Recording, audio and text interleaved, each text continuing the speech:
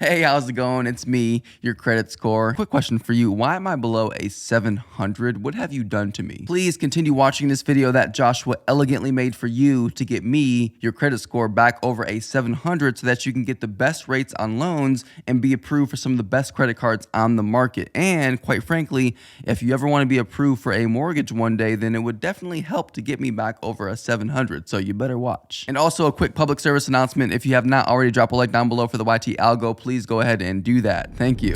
Use Experian Boost to raise your credit score instantly. So if you're not familiar with Experian Boost, it's basically a free service that will check your bank statements for you for payments to services like Netflix and Hulu and Disney Plus, and it'll even check for phone payments and utility bill payments. Basically what it does is it takes those bills, those on-time payments that you've made, and it gives you credit for those on-time payments on your credit report. You know, traditionally, the only payments that you're actually getting credit for that are being reported to the three major credit reporting agencies are things like your credit card bill, your car payment, like your mortgage. If you have like a personal loan that you're making payments on, those are typically the only things that are being reported. And so if you are not getting credit for your streaming services, right? If you're not getting credit for your utility bills that you're paying on time or your cell phone bill that you're paying on time, Experian Boost will search your bank statement and find those payments and then give you credit for those on-time payments, which of course will go back and then help your credit score overall. Okay, so here's how it works. Simply click on the link in the description below, and that'll bring you to this page here where you'll click on Get Your Report and FICO Score. Now, keep in mind, this is 100% free. You shouldn't have to pay for anything. Once you click on that button, you'll land on this page here where you'll then be able to create your new free Experian account. Okay, so after you register, log into your account and then navigate over to where it says Reports and Scores,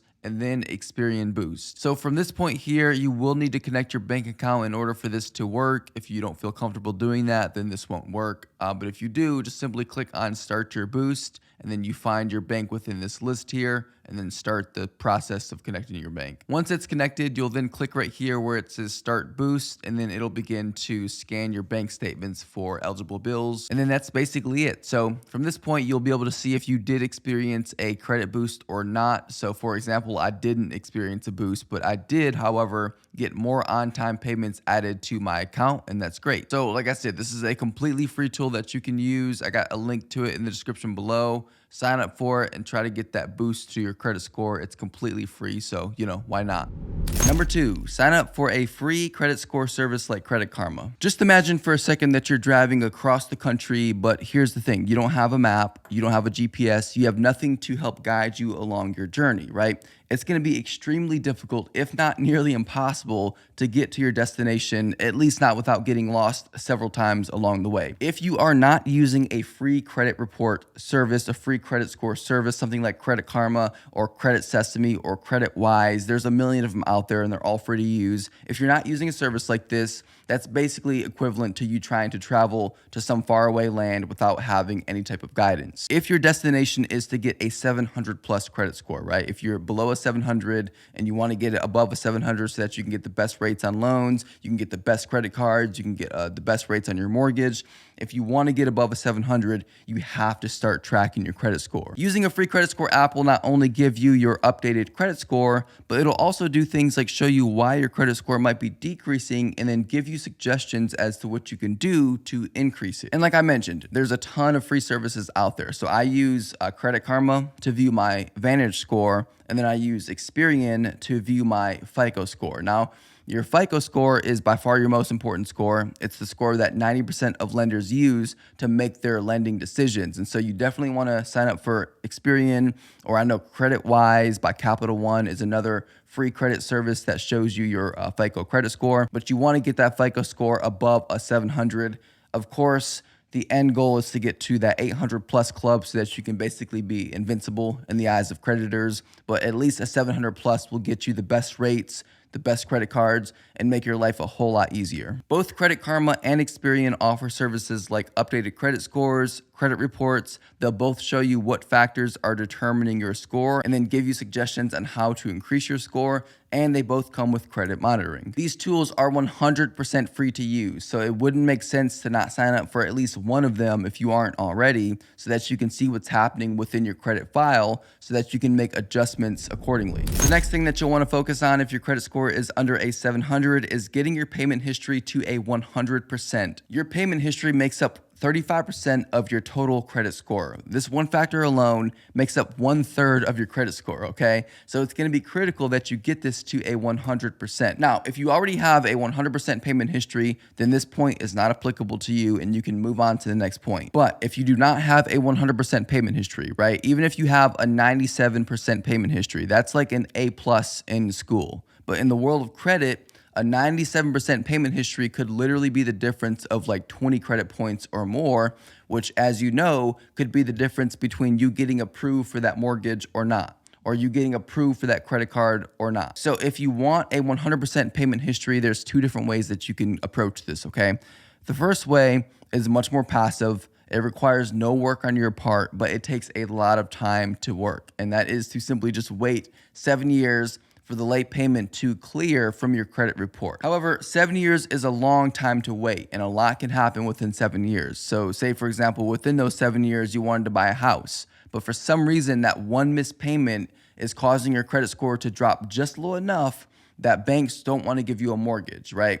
And so what can you do instead to expedite the process? What can you do instead to get your score to 100 or to get your payment history to 100% without having to wait 7 years? Here is a very simple solution, okay? Pay close attention. All you have to do is write a letter to your creditor. That could be the bank that you get your mortgage through that you missed a payment on. It could be your credit card company that you missed a payment on. Simply write a letter to that company explaining the following. In your letter, simply explain to them why you paid late and ask them to kindly forgive that late payment. Assure them that it won't happen again and that you'll be much more responsible moving forward. If you generally have a good credit history and you generally make your payments on time, then your creditor will likely agree to this and be willing to remove that late payment. Now, here's the thing, okay? And I can't stress this enough. If you do this and it works, because it's likely going to work if this is your first time doing it, then you have to follow through with that promise. Like, you cannot go and miss a payment the next month, because if you try to write a letter again to that same company, more than likely they're not going to do it this time, because they can see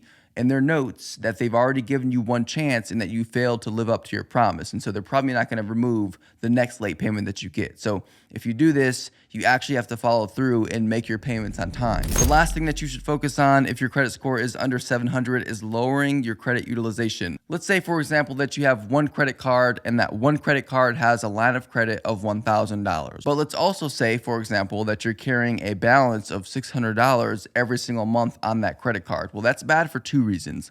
The first reason it's bad is because you're having to pay unnecessary interest to credit card companies on that $600 balance that you're carrying each and every month. The second reason it's bad, though, is because if you're carrying a balance of $600 on a credit card that only has a line of credit of $1,000, well, that means that you're using 60% of that line of credit, which means your credit utilization is going to be 60%, which is going to have a massively negative impact on your credit score. Ideally, you want to keep your credit utilization below a 10%. That means if you have one credit card with a $1,000 line of credit, you can't spend over $100 on that credit card and then carry that balance over with you for month to month. Another trick that you can use to lower your credit utilization is to increase your line of credit, okay? And there's two easy ways to do this. The first way is to simply request that your line of credit on your existing credit cards be increased. Now, typically, most credit card companies can do this without having to check your credit file, which means that fortunately you can avoid having to get that hard inquiry on your credit report,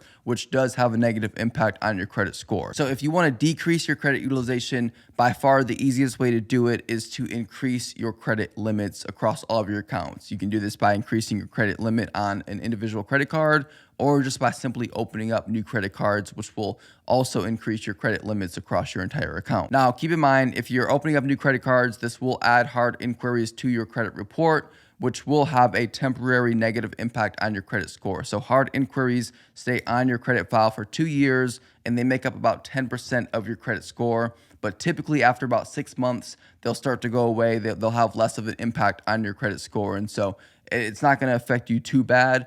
I think it's personally worth it. opening up new credit cards, even if you have to take that hard inquiry at the beginning, it's worth it so that you can decrease your credit utilization. Now, if for some crazy reason you have not already subscribed to the channel and you found some value in this video, I would be eternally grateful if you could do so. Also, remember to tap that like button for the YT algo. It helps out so much. Hey, I appreciate you so much for watching. You guys are awesome. And as always, I will see you again very soon. Take care.